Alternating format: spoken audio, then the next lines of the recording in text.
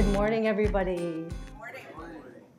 I'm going to start with 3 sounds to help release noise and stress, and then I'm going to invite you to do the same.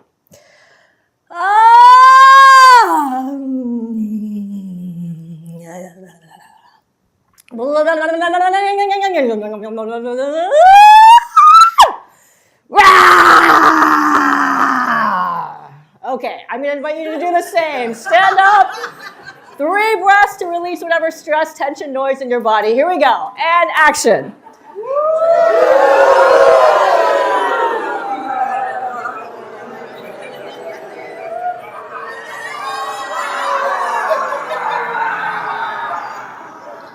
Okay, one more. Here we go. Ah! All right, thank you. Okay, this is basically how I got my start singing. So I was studying music in India, and I didn't actually last very long in music school, as you can imagine. I dropped out after about a year. I found in general institutions, music school, they're trying to produce a certain sound, like an industry standard of what you should sound like. And for me, it's about us finding our own voices, our own music inside, and not trying to sound pretty or acceptable or what the industry determines as like a good voice. So I didn't last very long in music school. And so what I would do instead was just breath after breath, come into the contact of the wisdom of my breath and my emotions and my body and just see what sounds wanted to come out. So some of the sounds would sound quote unquote musical. Ah. Some of them would be more like, ah, me just releasing whatever needed to come through. So sometimes I'd be crying, I'd be laughing, I'd be screaming, wailing. Sometimes I would go into more musical, like melodic sounds. And that was how I really came into myself as a singer, yeah? So I'm curious here, how many of you consider yourselves singers? Okay, great. How many of you sing like in the shower in your car where no one can really hear you, right? Okay, so I believe that all of us can sing, and that as babies, before we learned language, we were all singing. So we were connected intimately with our breath, with our emotions. You'd be crying, screaming, cooing, gurgling, babbling, etc. That was our song. We were intimately connected in with our breath and emotions. And then as we moved in and we learned language, instead of being like, ah, you'd be like, oh, I'm really tired, I haven't had enough sleep. So we replaced that direct connection we had with our emotion and breath through language. And then we would have music teachers who would shame us in 3rd grade, saying you can't sing, etc. And singing became this very performative, competitive thing in our society. So you'd have the singers, and then you'd have all the audience sitting there passively witnessing. So I want us to get back to the place where we all realize that we are singers. And that means coming into our breath and our emotions, right? And so not all of us have practice playing our body instruments, but I feel that all of us are singers. That was our birthright as children, yeah? So how many of you consider yourselves punk, or at some point in your life have defined yourselves as punk? Okay. So I'm curious, just shout out, what does punk mean to you? Freedom. Uh-huh. Rebellion. Sorry? Questioning authority, yep. Personal responsibility. Personal responsibility. DIY. DIY, good. Energy. Energy. Mm-hmm. Anti-institution. Anti-institution, okay, great. So, I feel like I got my start as a punk when I was very, very little. I grew up with an incredibly authoritarian mother. And she said that by the time I was 1 or 2 years old, I was already fighting for power in that household. And then at age 5, I was stealing cigarettes and smoking. So punking started very, very early. And basically, when I got to college, they were grooming me to become an academic and all the book smarts. And when I graduated from college, I heard this voice inside saying, I don't need more book smarts. I need life smarts. So when I got my first job out of college, I worked at the San Francisco AIDS Foundation, and I actually got fired for whistleblowing. Yeah, you can say the punk, like moving through there. And so after that trip, after that experience, I was like, wow, I graduated from college, I'm here at this job, there's so much corruption in this organization, and like my bosses are trying to steal my work and control me. I was like, this is what being an adult means. I said, fuck that. So I could no longer work for like institutions or companies. So I left to go travel to find some healing. And I was in India. And again, I tried to go through music school, and again, that didn't last very long because I dropped out. And I realized in India that I had spent my life fighting institutions. I was a community organizer, I was always fighting, and that there was a time and place for that, but I was burning out. And what I really needed to do was find some healing. So I started to do things like sound and just make a lot of noise. And come into my breath, and I showed you before that process of breath after breath, just coming in and making strange noises. And then when I was 29, I started a punk band. So that was my first foray into music. And I'd never really sung before, I just made sounds. And so I joined this band, and we didn't have a lead singer. And so I was like, okay, I guess I'll become the lead singer. So, I stood there the first time, grabbed the mic, and I listened to myself sing, and I was like, wow. You are so angry. Like, my voice was so choked. I didn't have musical training. I had just been doing this on my own, very punk. And I listened to my voice, and I was like, you are so angry, so much rage. And my voice was cracking. I didn't have a good voice, but it didn't matter because that was the beginning of me finding my own voice and coming into my music and coming into my power. And so for me, punk is all about, again, not trying to sound pretty, not going for industry standards. It's about the truth of what you need to express and what you are shouting, screaming, raging, about. So that was the beginning of really finding my own music. As a kid, I was playing other people's music, doing classical piano lessons, etc. But when I was in my late 20s, that's when I came into my own music and my own power and voice. So I'm curious, how many of you feel like you have a pretty free voice, whatever that means to you? Raise your hand if you're like, yeah, I have a pretty free voice. I can sing, sound, speak my truth. Yeah, a few of you. Okay. So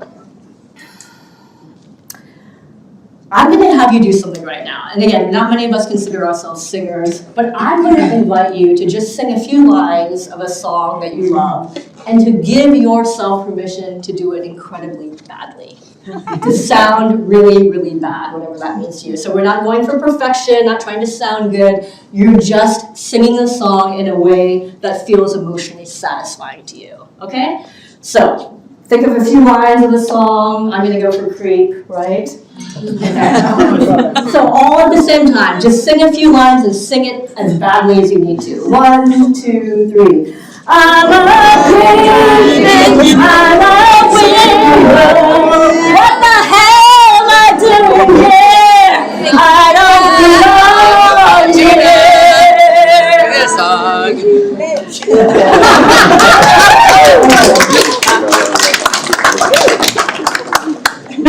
So again, so much for me about being punk to me. It's like we grow up in a society which is training you to be perfect. Right? To be good and to be perfect and to conform and to sound like other people and have the jobs that society values and whatnot. Being punk means giving yourself permission to sound bad, to look bad, to be bad, to just be yourself and to be your imperfect self. Yeah? So was that satisfying emotionally to give yourself permission to sound bad and to sing bad? Yeah? Okay.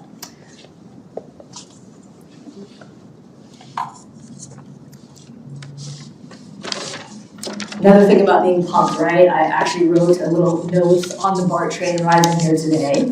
So there for months harassing me, not harassing me, but do you need support, Phoenix? Would you like a little coaching on your speech? I'm like, nah, I got this. So here I am, this is broad BART, okay, talk about breath, what is punk? Okay, so here we go.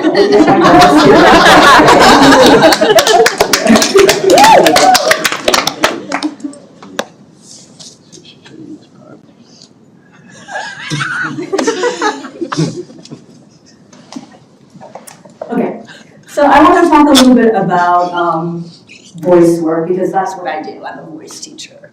So my whole mission in life is to help people, including myself, to sing, sound, and speak our truths. Yeah. And so I want to talk about the last voice training that I did, which is called Fitzmaurice, and I graduated last year. When I think about voice training, I think about doing a bunch of scales, trying to sound good, developing my voice, smoothing out the passaggio, blah, blah, blah, blah, blah. So again, I don't usually last very long in programs like that because I usually find that I'm failing to hit all of the industry standards of what a good singer is. So I found Fitzmaurice voice work. And I was so surprised because when I got in there, this is a 2-year training, we did something called tremoring every day, where you just put yourself in these weird poses and you're kind of shaking and making a lot of sound. We did not do a single vocal exercise for 2 years. And I was like, this is my kind of training. And basically, why we were tremoring, it's because when you are singing or speaking, your body is your instrument.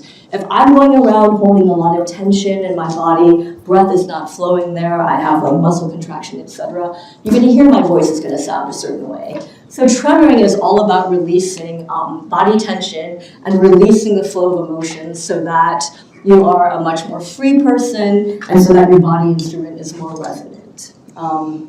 So I did this training and we were doing this day of deep tremoring where we were there for hours, like shaking and making sound. And the person next to me, she was from South Africa, she was making these wild, crazy sounds. And yeah, it sounded like she was having an exorcism or something. So I was listening to her. This is a woman who was like an ecosexual, so like she would often make sounds that sounded like she was orgasmic. That particular day, she didn't sound like she was orgasmic. She sounded like she was having some like demonic possession. So I'm listening to her, and I'm just like, whoa, Rihanna's having a really big experience today.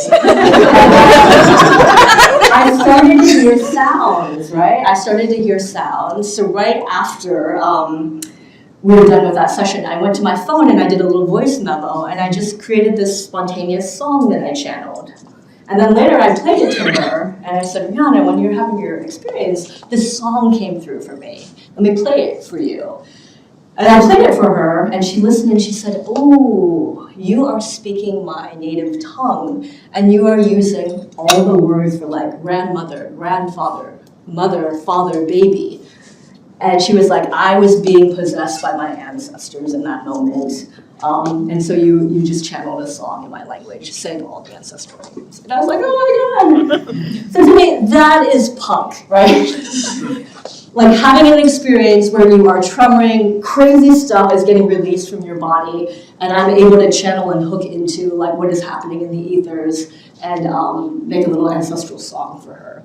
And that same training, I'm adopted, and I've never met my birth parents. I actually know nothing about them. So I was going to be doing a final performance piece about my relationship with my ancestors and my birth family. And so I was in a tremoring pose, legs behind head, and my birth mother like entered in through my leg and like came back into my body. And I was like kind of wailing and screaming as she came back in. And I realized, oh my God, this like my whole life of being like, where is my birth mother?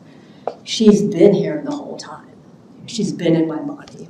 So that also for me is like very punk, where you're having these experiences which are, again, the amount of sounds and craziness that was happening that minute is so punk. We're not doing scales, we're not doing anything which is considered like classical singing, but we're having these intense emotional experiences of like integration and wholeness and release, cathartic release, to go out there in the world and to really release our voices and sing and sound our truths. So that's just a little bit about punk. So I'm gonna leave you with some questions about what are ways that you can be singing or making sounds or speaking your truth that is punk today. Yeah, so just kind of shout out, what is one way you can sing, sound, or speak your truth today and to come into the punkness of your existence? Protest. Protest, great. Get off the computer. Get off the computer. And do what? Collage. Collage, great. Street karaoke. Street karaoke. with a street coffee guy, maybe. Sing someone a voicemail. Sing someone a voicemail. Nice. Great. Relax. Relax. Yep. Anything else? Art. Art. Yeah. Play. Play. So I'm just going to leave you with, if punk is really about listening to your own truth, and that's the first thing, right, is listening. So we cannot just freely speak our truth if we don't even take the moment to pause and to listen into what is actually true for you. So punk is for me a deep listening to our bodies and to our wisdom of our bodies. And then from that, having the courage to speak your truth, to maybe say no to your boss, or say no to some relationship that's not serving you, or to just speak the truth of what it is that you really want in your life, right? And as creative people, it's all about having the courage to just really listen in and to create our lives in the way that we want, right? So I'm just going to encourage you today to find one small moment where you listen into your body and you speak your truth. And then that one moment after moment, we start to create the lives that we want. All right, thank you so much.